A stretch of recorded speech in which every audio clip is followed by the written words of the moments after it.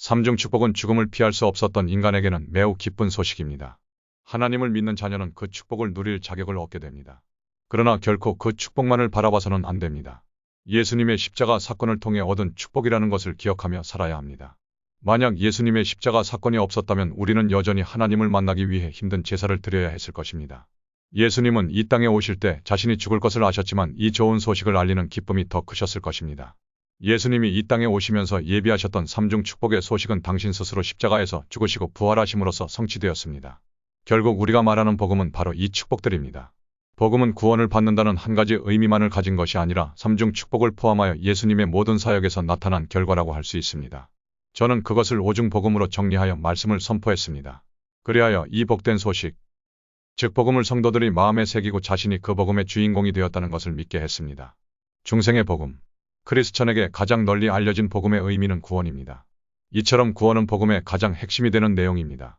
죄에서 구원받은 우리는 새로운 삶을 살게 됩니다.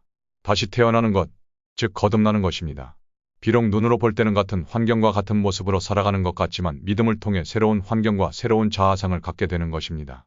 우리는 구원을 공짜로 얻었기에 때로는 당연하다거나 대수롭지 않게 생각하기도 하고 감사하는 마음을 쉽게 잃어버리기도 합니다. 그러나 예수님이 우리의 구원을 위해 겪으신 십자가 사건을 기억한다면 아마도 기도할 때마다 눈물을 흘리지 않을 사람은 없을 것입니다. 예수님은 인간의 구원을 위해 육신이 가장 감당하기 힘든 십자가 형벌을 참으셔야 했습니다. 양손과 양발에 대못이 박히고 머리에는 가시로 된 면류관이 씌워졌습니다. 바늘에 살짝 찔리기만 해도 고통을 느끼는 것이 인간의 육신인 법인데 예수님은 그 가시로 된 면류관을 우리를 대신하여 쓰셨습니다. 또한 십자가에 매달려 조롱당하셨습니다. 예수님은 그 자리에서 내려올 수 있는 능력이 충분히 있었지만 자신이 감당할 사명을 위해 참으셨습니다. 자신을 비웃는 자들을 구원하기 위해 기꺼이 모든 형벌을 감당하셨습니다. 예수님은 하나님이시오. 어찌하여 저를 버리셨나이까? 하며 고통의 극점에서 괴로워하면서도 끝까지 십자가에서 내려오지 않으셨습니다. 이렇게 예수님 한 분의 희생을 통해 얻은 것이 바로 구원이며 그로 인해 우리가 거듭난 인생을 살 수 있음을 잊어서는 안 됩니다. 구원받아 새롭게 태어난 삶은 이전과 확연히 다릅니다. 거듭난 사람은 과거의 모든 죄악과 허물을 벗어버리고 새로운 삶을 살 수 있습니다. 예수님이 우리에게 오셨기 때문에 어둠이었던 인생이 이제는 빛의 인생이 되었습니다. 여기서 반드시 기억해야 할 것은 이 진리를 믿고 시인하는 사람만이 복음의 혜택을 입는 주인공이 될 수 있다는 사실입니다. 성령 충만의 복음. 복음은 단지 구원을 받는 것에서 끝나지 않습니다. 예수님은 부활하신 후 승천하기 전에 제자들에게 약속하신 것이 있습니다. 볼지어다 내가 내 아버지께서 약속하신 것을 너희에게 보내리니 누가복음 24장 49절. 여기서 약속하신 것은 성령을 말합니다. 예수님은 이제 육신의 몸으로 너희와 함께할 수는 없지만 성령을 보내어 너희와 함께하겠다라고 말씀하셨습니다. 예수님이 하늘로 승천하신 후 현재 2000년이라는 시간이 지났습니다. 그럼에도 불구하고 여전히 우리의 삶 곳곳에서 예수님의 임재하심을 느낄 수 있습니다. 어떻게 이런 일이 가능할까요? 바로 예수님이 제자들에게 약속하신 성령이 우리 안에 들어와 있기 때문입니다. 우리는 이 성령 충만을 통해 예수님을 체험할 수 있는 것입니다. 성령이 충만한 삶은 능력이 있습니다. 베드로는 사도행전 2장 17절에서 하나님이 말씀하시기를 말세에 내가 내 영을 모든 육체에 부어주리니 너희의 자녀들은 예언할 것이요 너희의 젊은이들은 환상을 보고 너희의 늙은이들은 꿈을 꾸리라 라고 말했습니다. 성령이 부어지면 하나님의 능력이 우리 안에 생깁니다. 이전에는 볼 수 없던 것들을 볼 수 있으며 생각지도 못한 것들이 떠오르게 됩니다. 베드로도 성령 충만을 통해 능력을 입었습니다. 본래 어부였던 베드로는 학문과는 거리가 먼 사람이었습니다. 당연히 사람들을 가르치거나 연설하는 재능도 없었습니다. 그런 그가 성령 충만의 은혜를 입고는 3000명 앞에서 복음을 전하게 되었으며 그 모든 사람이 회심하는 역사가 일어났습니다. 이런 능력이 나타나는 성령 충만의 근거는 예수님을 믿는 믿음이지만 예수님을 믿는다고 해서 누구나 다 그 은혜와 능력을 체험하는 것은 아닙니다. 제자들은 예수님을 3년 동안 따라다니며 그분이 놀라운 능력을 눈으로 보고 믿었습니다. 그러나 그들 안에 성령이 충만하지 않았기에 정작 예수님이 잡혀가실 때는 아무도 그 곁에 남아있지 않고 도망쳤습니다. 뿐만 아니라 예수님이 십자가에 못 박혀 죽으신 후에도 모두들 다시 어부의 삶으로 돌아갔습니다. 예수님을 전하는 자는 아무도 없었습니다. 그러나 사도행전 2장에 나타나듯이 오순절에 마가의 다락방에서 성령이 임한 제자들은 그 후 전인격적인 변화를 체험하게 됩니다. 목숨을 걸고 복음을 전파하러 사마리아와 온 유대와 땅끝까지 가는 용기와 능력이 생겨난 것입니다. 제자의 삶에서 사도의 삶으로 변화한 결정적인 계기가 바로 성령 충만이었습니다. 그들이 다 성령의 충만함을 받고 성령이 말하게 하심을 따라 다른 언어들로 말하기를 시작하니라. 사도행전 2장 4절. 여기서 알 수 있는 사실은 구원과 성령 충만은 동시에 일어나는 것이 아니라는 점입니다. 동시에 일어나는 경우도 있음. 구원 받는다고 해서 그 즉시 성령 충만으로 이어지는 것이 아닙니다. 사울은 예수님을 만나 강한 빛으로 인해 눈이 멀어 3일간 식음을 전폐하며 기도했습니다. 그런 사울에게 아나니아가 찾아와 안수를 하자 성령 충만을 받아 다시 볼 수 있게 되었습니다. 그 후 사울은 바울이 되고 사도로서 능력 있는 사역을 시작하게 됩니다. 이처럼 구원을 받는 것과 성령 충만을 입는 것은 별개의 사건입니다. 그렇기에 구원받은 후에는 능력 있는 그리스도인으로 살기 위해 성령 충만을 입어야 합니다. 이것은 수련회나 부흥회 등에서 뜨거운 성령 세례의 증거로 방언을 말하고 환상을 보는 일시적인 현상을 뜻하는 것이 아닙니다. 성령 충만이란 성령의 임재가 계속되는 삶을 말합니다. 이를 위해 우리는 매일 성령님의 임재를 구하며 환영하고 모셔드려야 합니다. 그때 온전히 성령이 충만한 복음의 능력을 입은 사람으로 살아갈 수 있게 됩니다. 신유의 복음. 예수님은 질병의 고통에 시달리고 있는 인간을 위해 공생의 기간의 3분의 2 이상을 치유사역에 할애하셨습니다. 사람들은 예수님이 죽은 자를 살리시고 나병 환자를 낫게 하시며 눈먼 자를 보게 하시는 모습을 통해 천국에 대한 증거를 목격하게 됩니다. 이것은 그들에게 믿음을 심어주는 계기가 되기도 했습니다. 오늘날의 신유의 역사 역시 마찬가지입니다. 병든 자들이 치유받는 역사를 통해 믿지 않고 의심 많던 사람들이 예수님을 믿게 되기도 합니다. 그러나 주님은 치료를 천국의 증거로만 보여주신 것이 아닙니다. 지금 우리 시대에 나타나는 신유의 역사도 단순히 안 믿는 자들을 믿게 하기 위한 징표로서 나타나는 것이 아닙니다. 예수님이 십자가에 못 박히고 몸이 찢기며 피 흘림을 통해 우리의 질병을 대신 지고 가셨기 때문에 치유의 은혜가 나타나는 것입니다. 다시 말해 그가 채찍에 맞음으로 너희는 나음을 얻었나니 베드로전서 2장 24절 말씀처럼 예수님이 우리를 대신해서 육신의 질고를 지셨기 때문에 우리가 질병에서 나음을 입을 수 있는 것입니다. 예수님은 그렇게 십자가에 매달려 죽으시면서 우리의 영만 살리신 것이 아니라 육신도 살리셨습니다. 이사야 53장 4절에서 그는 실로 우리의 질고를 지고 우리의 슬픔을 당하였거늘 우리는 생각하기를 그는 징벌을 받아 하나님께 맞으며 고난을 당한다 하였노라 라고 말하듯이 예수님이 채찍에 맞으시는 고난은 우리에게 전할 신유의 복음을 준비하기 위함이었습니다. 그렇기 때문에 치유의 역사는 예수님이 승천하신 이후의 성령의 능력으로 지금까지도 나타나고 있습니다. 1980년에 대만으로 교역자 부흥 수련회를 갔을 때의 일입니다. 당시에 주영환 목사의 교회를 섬기던 2명의 장로가 우리 일행을 찾아왔습니다. 그들은 저에게 성회 중 성령과 기적과 신유에 대해 설교하지 말 것을 당부했습니다. 그들뿐 아니라 대만에 파송된 다른 선교사들도 제게 같은 말을 했습니다. 대만 사람들은 의심이 많아서 병이 나았다 해도 단상으로 나오지 않을 것이라는 이야기였습니다. 그들은 제가 창피를 당할까 염려스러워 귀띔을 해준 것이었습니다. 그러나 신유는 성령님이 베푸시는 것이며 믿는 모든 자에게 주어지는 은혜이기 때문에 제 의지와는 상관이 없는 일입니다. 그러니 그들의 말에 연연할 필요가 없었습니다. 저는 말씀 선포 후에 성령의 인도하심을 따라 바로 신유 기도를 올렸습니다. 기도 후 병이 나은 사람은 손을 들어보라고 했지만 아무도 없었습니다. 두 번째로 다시 기도하고 손을 들라고 했지만 역시 아무도 없었습니다. 세 번째 기도를 마치자 한 사람이 지팡이를 들고 앞으로 천천히 걸어 나왔습니다. 그 사람을 본 단상에 있던 목사들이 눈이 휘둥그레지며 웅성거리기 시작했습니다.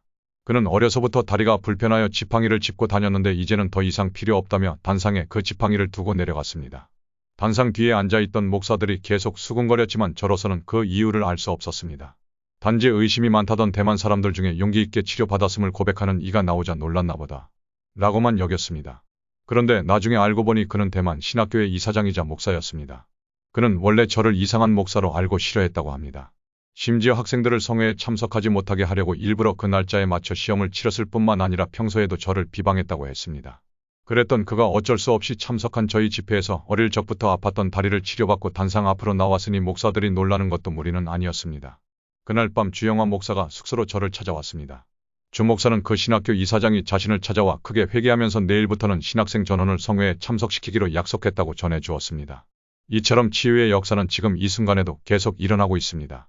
이런 치유의 역사는 어쩌다 하루에 잠깐 일어나는 이례적인 기적이나 사건이 아닌 일상적인 일입니다. 때문에 치유받을 것을 의심하지 않고 확실히 믿고 기도하는 사람은 누구나 질병에서 해방될 수 있습니다. 죄 사함과 치유는 주님이 베풀어 주시는 똑같은 은혜입니다. 그가 내 모든 죄악을 사하시며 내 모든 병을 고치시며 시편 103편 3절 말씀을 통해 그 사실을 분명히 알 수 있습니다.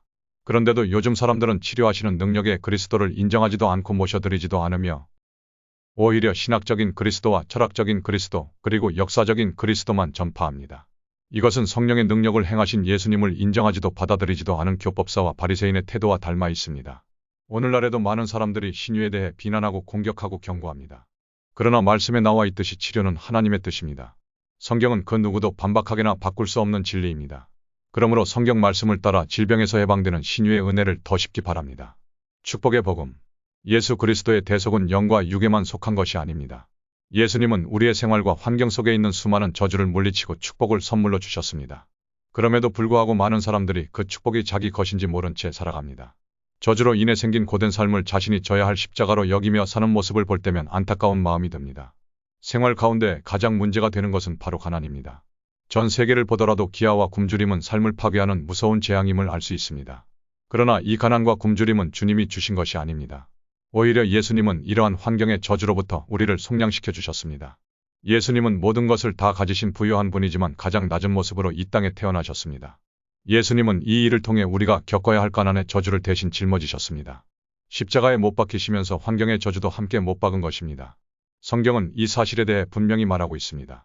그리스도께서 우리를 위하여 저주를 받은 바되사 율법의 저주에서 우리를 속량하셨으니 갈라디아서 3장 13절 뿐만 아니라 이를 통해 축복을 받게 되었습니다. 이는 그리스도 예수 안에서 아브라함의 복이 이방인에게 미치게 하고 또 우리로 하여금 믿음으로 말미암아 성령의 약속을 받게 하려 함이라. 갈라디아서 3장 14절. 십자가 사건으로 인해 예수님을 믿는 자녀는 아브라함의 복을 누리는 신분이 되었습니다. 이것을 확실히 믿고 선포해야 합니다.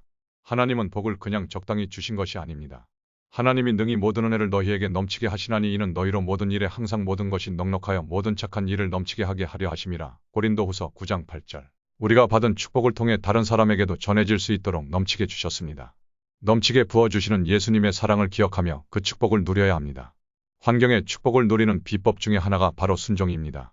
아브라함은 순종을 통해 그 환경의 축복을 누렸습니다. 아브라함은 하나님이 본토 친척인 아비 집을 떠나라고 했을 때 어딘지도 모르는 그곳을 향해 순종함으로 나아갔습니다.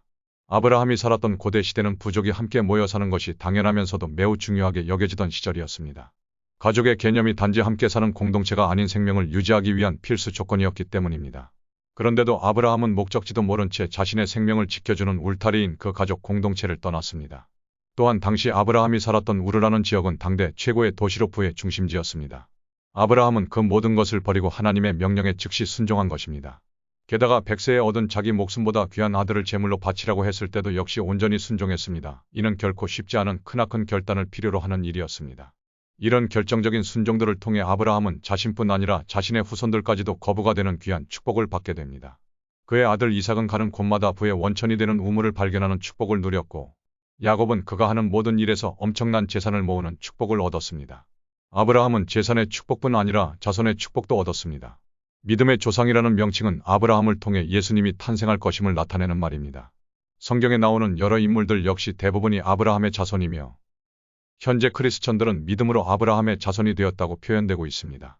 수세기가 지난 지금도 믿음의 아버지, 믿음의 조상으로 귀한 축복은 없을 것입니다. 불리는 것만큼 이 축복은 과거에 아브라함에게만 주어진 것이 아닙니다. 예수님을 믿는 우리도 말씀에 따라 순종한다면 누구나 받을 수 있습니다. 그것은 예수 그리스도로 인해 가능해졌습니다. 고린도후서 8장 9절은 우리 주 예수 그리스도의 은혜를 너희가 알거니와 부요하신 이로써 너희를 위하여 가난하게 되심은 그의 가난함으로 말미암아 너희를 부요하게 하려 하심이라 라고 말하고 있습니다. 이처럼 말씀은 우리에게 복을 주는 메시지를 분명하게 전하고 있습니다. 그러므로 우리는 단순히 구원받은 것에 만족하는 삶을 살아서는 안 됩니다. 예수님이 전하고자 하신 축복의 복음을 받아들여야 합니다. 하나님의 말씀에 순종하며 신뢰함으로 나아가면 때가 되었을 때 하나님이 차고 넘치게 축복을 부어주십니다. 천국과 재림의 복음. 우리가 형통의 복을 누리며 살아가는 그때에 비로소 우리에게 천국과 재림의 복이 주어집니다. 죽음은 끝이 아닙니다. 영원한 세계에서의 새로운 시작입니다. 우리 그리스도인들에게는 죽음 이후 하나님께서 예비하신 천국에서의 영원한 삶이 시작됩니다. 천국은 하나님께서 주신 새 하늘과 새 땅으로 영원히 새로운 곳입니다. 이러한 곳의 거룩한 성, 즉 새 예루살렘이 하늘로부터 내려오는데 이 새 예루살렘은 새 하늘과 새 땅의 수도입니다. 새 예루살렘이 얼마나 아름다운지 신부가 남편을 위해 단장한 것 같다고 기록하고 있습니다. 우리 성도들은 바로 그곳에 들어가 살게 되는 것입니다. 그것은 밤이 없고 저주와 사망, 고통이 없는 참으로 좋은 곳이며 영원히 새로운 세계입니다. 또 내가 새 하늘과 새 땅을 보니 처음 하늘과 처음 땅이 없어졌고 바다도 다시 있지 않더라. 또 내가 봄의 거룩한 성 새 예루살렘이 하나님께로부터 하늘에서 내려오니 그 준비한 것이 신부가 남편을 위하여 단장한 것 같더라요. 한계시록 21장 1절에서 2절. 성경에서 아직 실현되지 않은 유일한 부분은 바로 예수님의 재림입니다. 그러나 성경의 예언대로 예수님은 곧 오실 것입니다. 그러므로 우리는 정말 신앙을 가지고 신앙생활을 해야 합니다. 오늘이 나의 마지막 날이라고 생각하면서 살아야 한다는 뜻입니다. 시한부 인생을 살게 된다면 누구나 최선을 다할 수밖에 없을 것입니다. 당신에게는 이제 하루밖에 남지 않았습니다. 라는 말을 듣는다면 아마 그럴 수밖에 없을 것입니다. 저와 여러분의 삶이 호흡을 멈추는 그날까지 예수님을 전할 수 있길 바랍니다. 목숨 바쳐 주님을 사랑하길 원합니다. 있는 힘을 다해 주님을 섬기길 기도합니다. 죽음은 끝이 아닙니다. 새로운 시작입니다. 영원한 시작입니다. 그래서 믿는 자의 죽음을 복된 죽음이라고 하는 것입니다. 재림의 복음이 우리에게 주는 의미는 예수님이 언제 오실지 아무도 모르기 때문에 매일의 삶을 내일 예수님이 오시는 것처럼 살아야 한다는 데 있습니다. 그런데 요즘 크리스천들을 보면 마치 예수님이 오시지 않을 것이라 여기는 듯 살아갑니다. 뿐만 아니라 육신의 죽음 후 심판대에서 예수님을 만나는 것에 대해서도 전혀 신경 쓰지 않고 세상에 이끌려 다닙니다. 이제부터라도 내일 예수님이 오신다는 생각으로 하루하루 기도와 예배의 목숨을 걸어 모든 순간을 하나님께 드리십시오. 그러면 진짜 재림의 복음이 전해지는 순간 그 복음을 누릴 수 있다는 것을 명심해야 합니다. 이렇게 예수 그리스도의 십자가 사건을 통해 우리는 삼중 축복과 오중 복음을 누릴 수 있게 되었습니다. 그럼에도 불구하고 많은 사람들이 자신이 그 축복의 주인공임을 모른 채 살고 있습니다. 심지어 예수 그리스도를 믿는다고 고백하며 매주일 경건하게 예배를 드리면서도 주일을 제외한 6일 동안은 마치 예수님이 이 세상에 없는 것처럼 행동합니다. 그런 태도는 결코 우리를 삶의 굴레에서 해방시킬 수 없습니다. 앞에서 살펴보았듯이 예수님은 삶의 모든 영역에서 저주를 속량해 주셨고 이제 우리는 그분의 그늘 아래서 평안함과 축복을 누릴 자격이 있습니다. 그런데도 많은 이들이 이전에 가졌던 질병, 가난, 영적 억눌림 등 모든 저주를 그대로 안고 살아갑니다. 저 역시도 성령의 계시를 통해 4차원의 영적 세계를 깨닫기 전까지는 가난하고 병든 삶을 살았습니다.